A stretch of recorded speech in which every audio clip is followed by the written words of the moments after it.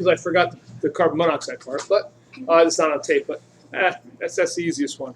Carbon dioxide is going to start us on a rest of the week here. We're going to be spending on carbon dioxide. We're talking about the oxides of carbon. We just did carbon dioxide. That took me about 5 or 10 minutes. We're going to spend the rest of the week on carbon dioxide. All right? We have a lab we're going to start tomorrow.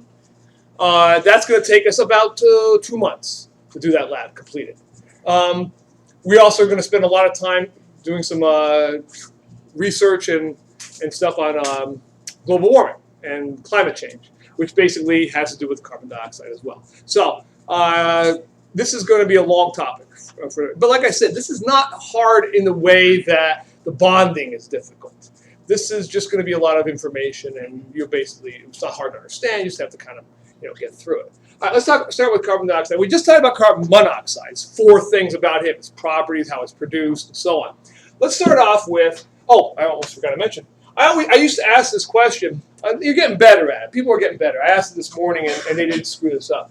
I'll ask, like, what percentage of the atmosphere is carbon dioxide? And people, I've gotten as high as 70%. Yeah, thanks. It's 0.03. It was just up there. I accidentally hit it too soon. I'll get as high as 70%. I said, yeah, we're breathing 70% carbon dioxide right now. But a lot of people do think it's very high because it's in the news. I mean, the more you say something, we saw that with the videos we were watching before about crime. The more it's on the news, the more we think it's happening, when in fact, the least likely form of crime is violent crime and all that stuff. But it sure appears to be because it's on the news all the time. And so is carbon dioxide, your carbon footprint. What's your carbon footprint? I have about a 10. I don't know what you guys were. But, that's a big deal now. And so we all think it's somewhere like, most of the atmosphere is carbon dioxide. Well, it's not. It's about 0.03, maybe 0.05, depending on, I've seen numbers as high as 0.05. We're still talking way less than 1% of the atmosphere, way less than 1/10 of 1% of the atmosphere is carbon dioxide. Now, that doesn't mean anything. Hey, I just told you a minute ago, 1 part CO, 1 part carbon monoxide per 100 parts of air will kill you in 10 minutes. So maybe 0.03 parts of carbon dioxide, was going to kill us in a couple of years. And that's the argument Al Gore would make. And that's the argument most of your, the environmentalists are going to make. 20, 30, 40 years from now, the Earth's going to be unlivable, maybe 100 years at the most. And then we're all going to die because we're all going to fry. Well, we want to talk about that. I want to talk about, there's parts of the theory that are clearly accepted by everybody. All scientists know that what the greenhouse effect is, how it warms the Earth, and what that means. There are other parts of the theory that are clearly hyped. And then there are other parts of the things that you've seen on the Al Gore movie, if you've ever seen Inconvenient Truth, that are clearly wrong. They're just plain wrong and have been proven wrong and are known to be wrong and would never be repeated again by any real scientist. Like the sea levels are going to rise 20 feet in the next 20 years. I mean, it's just not going to happen. And he predicts that. He shows pictures of Florida and New York underwater. I mean, no one predicts that. No real scientist believes that kind of nonsense. So there's all kinds. There's a whole gamut. There's stuff that's true. There's stuff that's exaggerated, and there's stuff that's just plain false. We're going to talk about all that over the course of the next couple of next week. Next week we're going to be talking about a lot of stuff. But we're going to start with the chemistry of it. Okay, we're not going to start with the hype. We're going to make sure you understand a little bit of the chemistry. So let's start with how carbon dioxide is produced. And I think we all can come up with at least 3 ways. You probably can't come up with a 4th one, but come up with at least 3 ways that carbon dioxide is made. Give me 1 way carbon dioxide is made, Aaron. Breathing. Exactly. You are all polluting the Earth right now. Stop it. Stop it, Aaron. Stop breathing right now. I mean it, or I'm coming over there with my carbon footprint. My carbon footprint up here. Anyway, no. Yeah, that's true. We're all breathing carbon dioxide out right now. Respiration, cellular respiration gives off carbon dioxide. Every living thing is doing it. Okay, so there's no surprise there. That's going to be one of them. How else is carbon dioxide made? The one we're worried about. Cars. Well, not just cars. Yeah, basically burning anything that has carbon in it. I don't care if it's wood, oil, gas, kerosene, you name it, you burn it. If it's got carbon in it, you're going to make carbon dioxide. We already said that. CO2 and water, those are the 2 things you're going to be giving off. Okay, that's the second one. The third way is what our lab is on starting tomorrow. What are we doing that lab on? Maybe you remember, maybe it's the reason you're taking it, hoping you can sneak some away. Fermentation. Okay, we got that one. That's good. She knows what she's doing. She wants to make alcohol. because that's what we're going to make in our fermentation. You're not going to drink it, but we are going to make it. Yes, it does produce carbon dioxide. You'll see the bubbles. You'll test the bubbles. You'll be able to tell that it is carbon dioxide. So you got those three major ways. Now the fourth way I'm going to do as a demonstration over there. I guess I'll bring it up here for the camera in a little bit. Okay, so production. Let's start with combustion. And combustion is just a fancy name for oxidation of a hydrocarbon, burning of or any kind of carbon compound.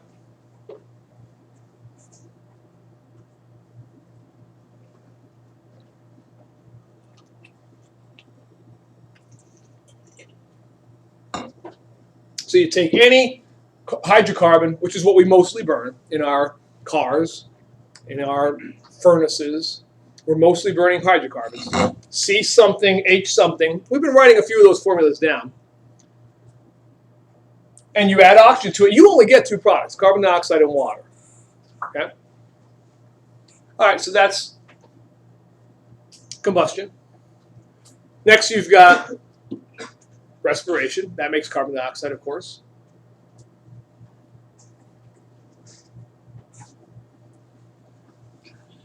Do you know the formula for respiration? What's a generic equation? Unbalanced. I want you to balance it for respiration. What are we taking in all the time? Oxygen and what else do we have to take in to stay alive? It's not going to keep us alive very long if I just breathe. I need water, I need oxygen, and I need one more thing. Food, which would be a source of, in the equation, source of what? Glucose, or some broken down. That's what goes into the Krebs cycle, right? And what do we give off? I think everybody knows we give off carbon dioxide and water. Okay.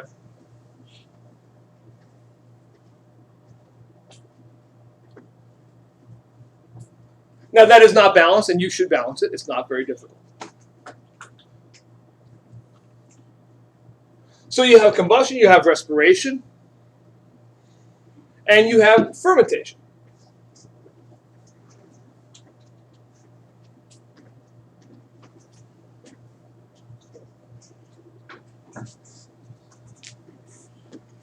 Now, that's what we're doing tomorrow. Tomorrow I'm going to give you guys a bag of sugar, some water, some yeast, and I'm going to say, go to it.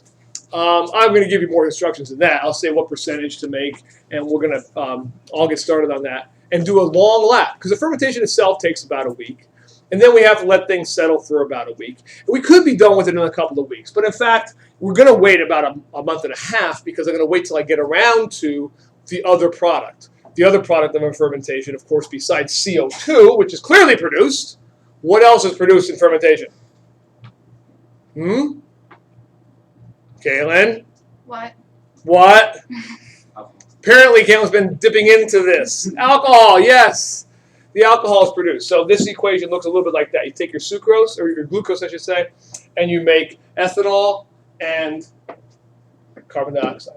And yes, that's the name of this guy. Do you remember a minute ago I had up there, and again, those of you watching at home, I did forget to start taping the carbon monoxide. That's not much. It's about 10 minutes or 5 minutes of notes.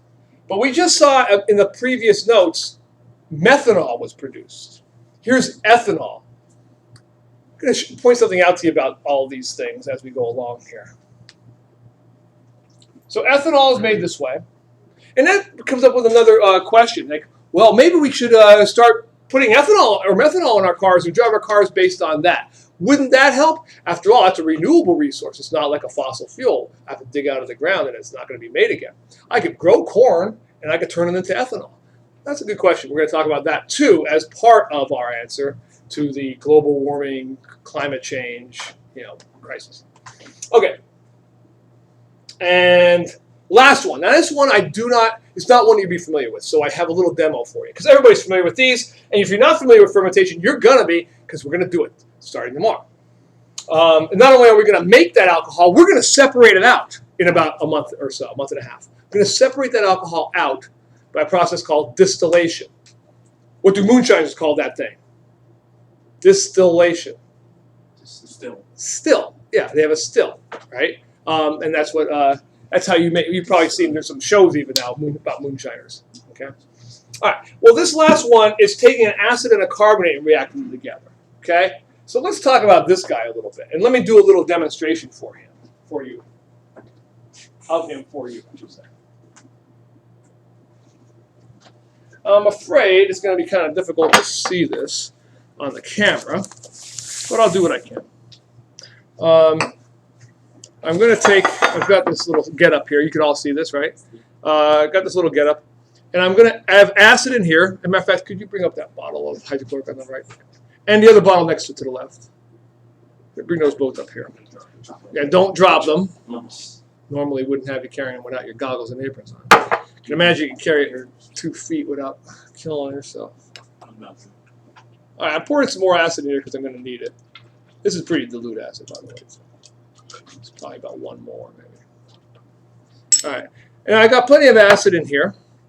And I'm going to add some, turn that light on, maybe it'd be easier to see it here too. I'm wondering if it's better. No, turn it off, it's no better on the camera. I just look on the camera once.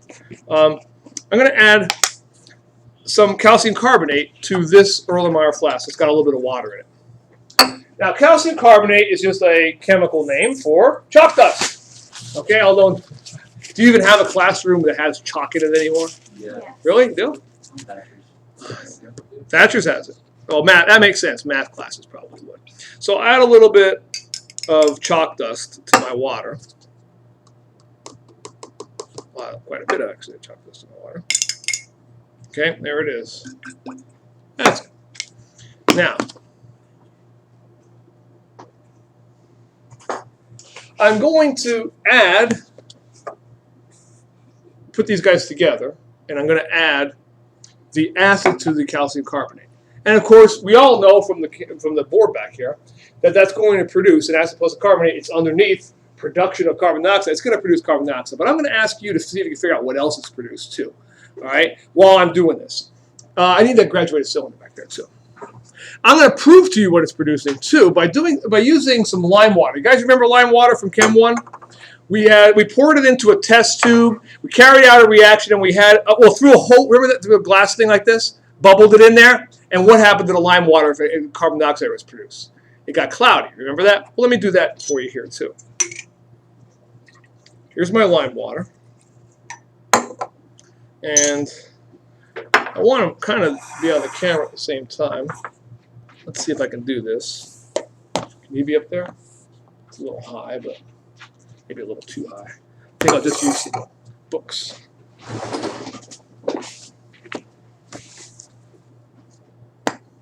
That's better. Okay. Now, what am I going to do? I'm going to add the acid into this guy right here. Hopefully without knocking anything over. I'm going to lower that down a little bit too, so I don't break anything. Now, when I add the acid in here, what's going to happen over here? Yeah, I think you all know it's going to produce a gas, carbon dioxide, and that gas is going to travel up through this hose and go and bubble here. You can see it bubbling there, I'm sure, right? Okay. Now, right now, you don't see much of a change. I'm going to put this black one behind it so you can see the color of it better. Right now, it's still clear. Nothing's really happening. Anybody want to explain why nothing's happening right away? I'm producing carbon dioxide. Why is nothing happening, Kayla? Because your eyes aren't open. Eyes have to be open to see this. What do you think? Well, I'm producing carbon dioxide. As you can see it bubbling there. What's being forced through that hose right now? Yeah, it should be, theoretically, it should be carbon dioxide. But what's in this container? No. The air. Just plain old air was in there, right? So I got to get rid of all that air first. So I'm adding this, and it takes a while before that gets saturated with carbon dioxide. It gets pushed all the way up to the top and gets bubbled into here. But eventually, it will, as you see when I'm adding more and more. And hopefully, eventually, it's going to turn cloudy. Shake it up a little bit. Can you see it starting to turn cloudy now? I can. I don't know if you guys can. Can you see it? Yeah. It's definitely turning cloudy. That's why I have the black behind it so you can see it better. Okay. All right. So I have produced carbon dioxide from here, right? Now, let me get this out of the way now so you can see the board. We got to do some notes here on this.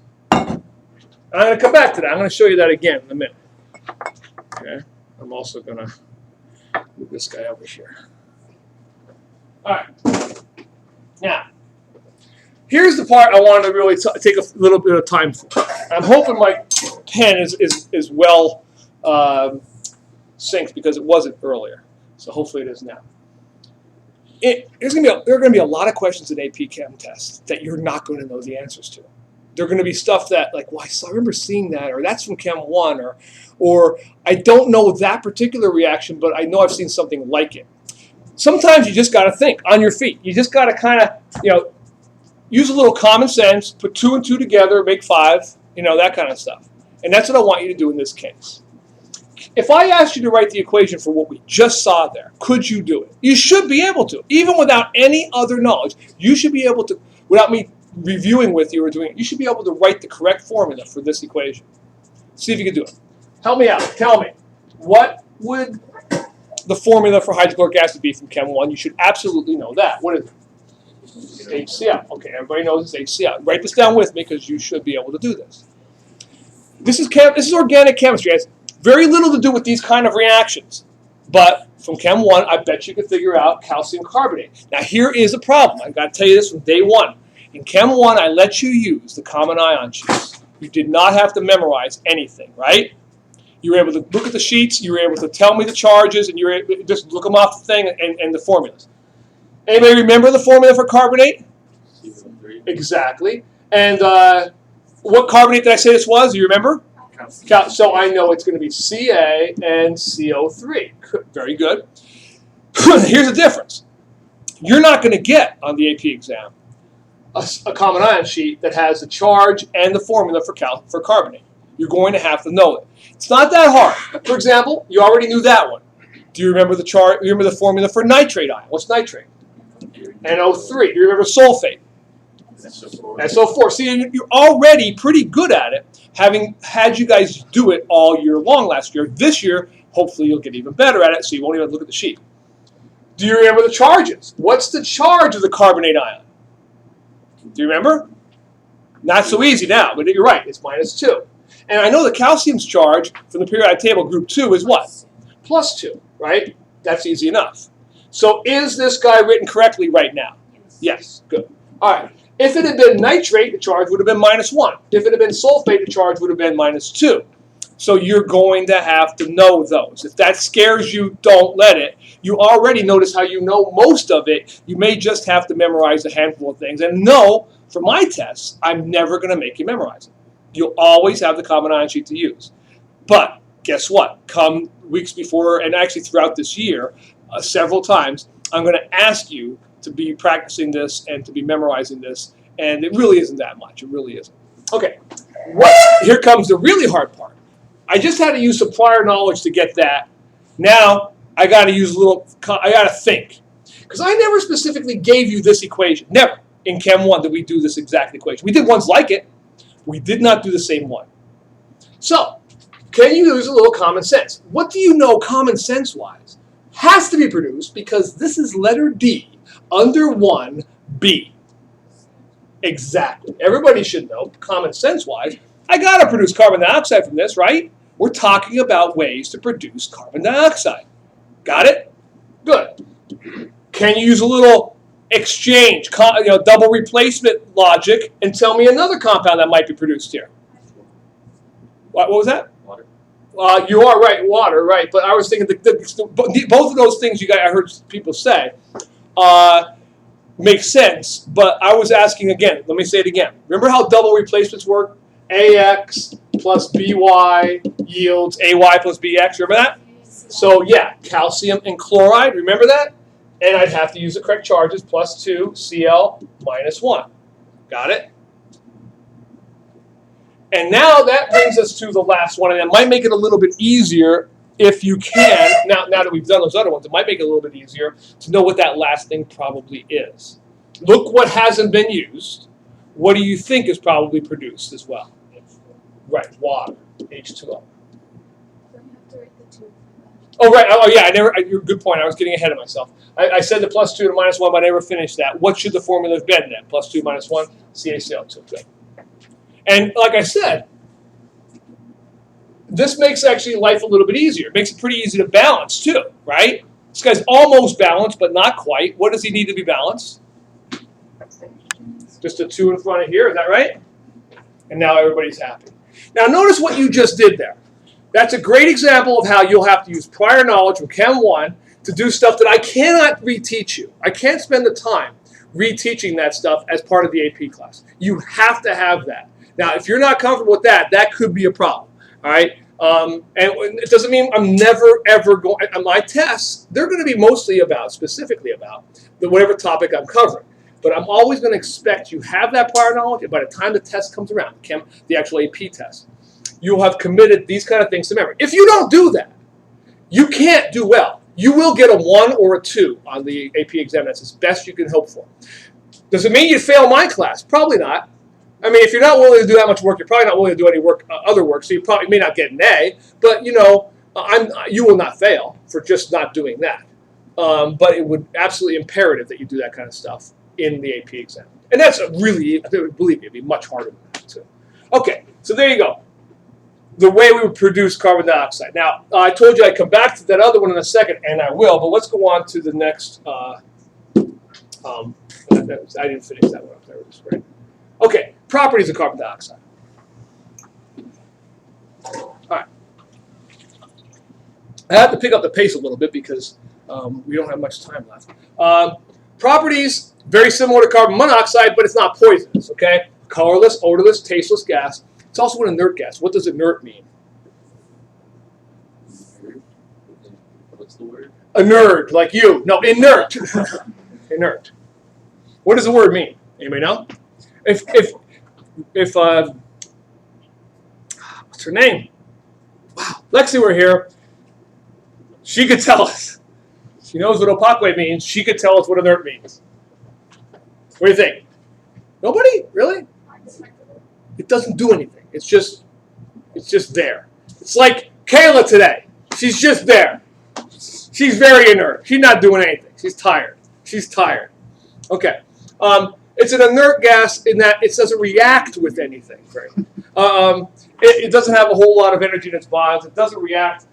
We use carbon dioxide in a fire extinguisher. It puts out fires. It doesn't burn. You know, think about most of the things that have carbon in them burn. Carbon dioxide is like the one exception. Even carbon monoxide burns. Carbon dioxide is one of the few things, very inert, doesn't really do much of anything. It's not poisonous. You get enough of it in the air, it is. You get enough of it in the air, you can't breathe it. That was the problem with Apollo 13. Remember that movie with Tom Hanks? They had to get rid of the CO2 they were breathing with the filters. They had to make the square filter fit the round one. Remember? If you don't, that's okay. Carbon dioxide also sublimes at room temperature. We've seen that before. Like that. There, look at. You okay?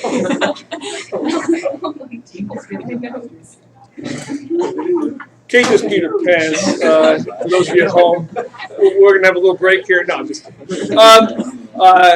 No. This stuff turns into, directly from a solid to a vapor. That's why you're not wet, unless you peed your pants. You're not wet because the solid turns right into a vapor. All right, and that is what carbon dioxide does. It's sublime.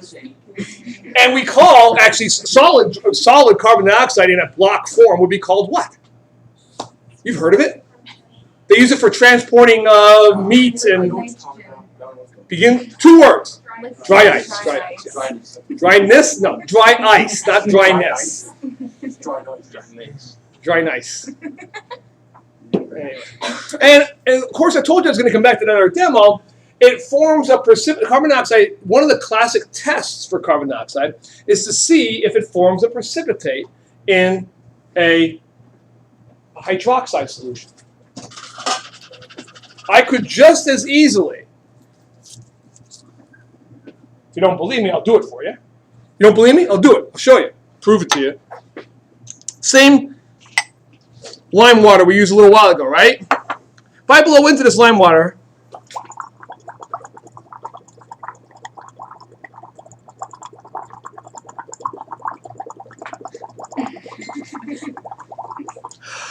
getting dizzy.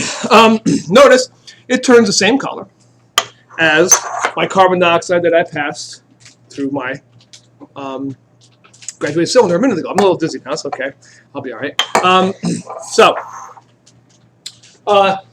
The reaction for that, can we write that down? Let's think about it.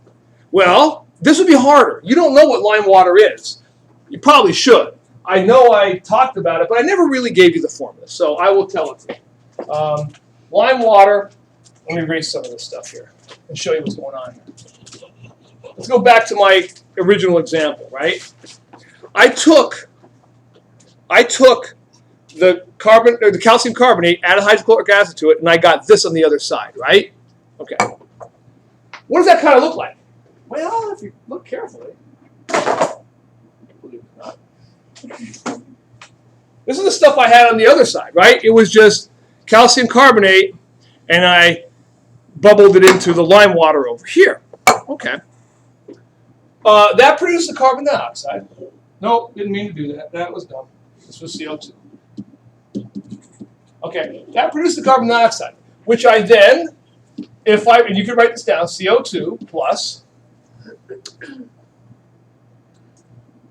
what did I add that to? Well, lime water, I will tell you, although you wouldn't know, is calcium hydroxide. Calcium symbol is Ca. What's hydroxide's formula? OH, very good. You remember his charge? -1, which makes this guy CaOH2. Very good. Got it? Can you do a little common sense? I'm going to form a precipitate in this hydroxide solution. What might happen here? Do you notice how similar these two things look? It's the reason for that. This was calcium carbonate over here. Guess what my precipitate is? Calcium carbonate. I moved the calcium carbonate from this jar to that jar by bubbling the carbon dioxide gas through lime water. Calcium carbonate, +2, -2, so it's written correctly like that. And what else would be nice if it was formed and wouldn't even require any balancing? Not CO2. No, we had CO2 over there. Look what I've used. Look what I haven't used. What do you think?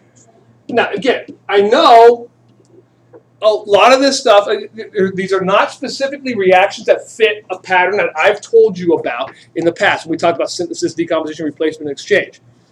But it's not beyond your capacity to do these. They are not that hard.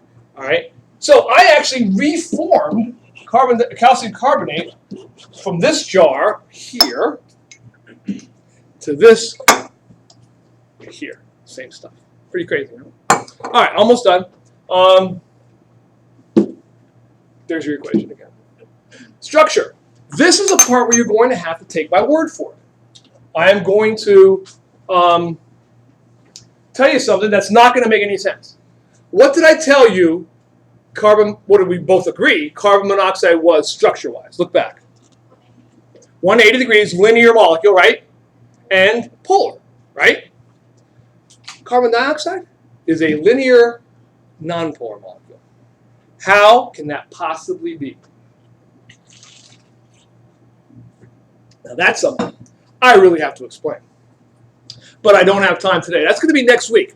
This week we're going to spend the rest of our time starting our fermentation lab and talking about climate change, global warming, and all that stuff. That's the rest of this lab. No, don't close up. We're not done. I still have one more. There's a fourth thing to go. But next week I will explain to you why that is. You just have to take it on faith. There's no reason for that. If I look up carbon and oxygen, it is a polar bond. As far as you're concerned, there's no reason for that not to be a polar bond. But there is, and I'll explain what it is. It has to do with the Vesper theory. We will get to that. All right, finally, uses for carbon dioxide. You've already seen one of them, making KP. Fire extinguishers. Yes, exactly. Right? That's one. What's another one? What else do we use carbon dioxide for? Probably the most important one. We wouldn't be alive if it wasn't for it. What uses carbon dioxide? It keeps trees. Yes. Photosynthesis. Trees. All plants. And by the way, do you notice the equation for photosynthesis is the exact opposite as the equation for respiration? Yeah, because we take in sugar and oxygen and water, and we breathe out carbon dioxide on these plants, and we pee on these plants, and they love it. They eat this stuff up. Wetsuit. They eat this stuff up. Literally eat it up. and turn it. They turn our waste products into their waste products. They're probably looking at us thinking, what are they doing eating this stuff? This is their waste. And we just eat that stuff up. Pretty crazy, huh? What else is good use for carbon dioxide? And by the way, the more carbon dioxide, plants like that. It's plant food. Coolant. Like I said, dry ice can be used to ship things. Medical supplies. Meat. Carbonated beverages. Yeah. I mean, soda. And finally, the one I already demonstrated for you, fire extinguishers. Okay, that is, I believe, the bell's going to ring in about 30 seconds. Write all those down. And we're going to start our fermentation line tomorrow.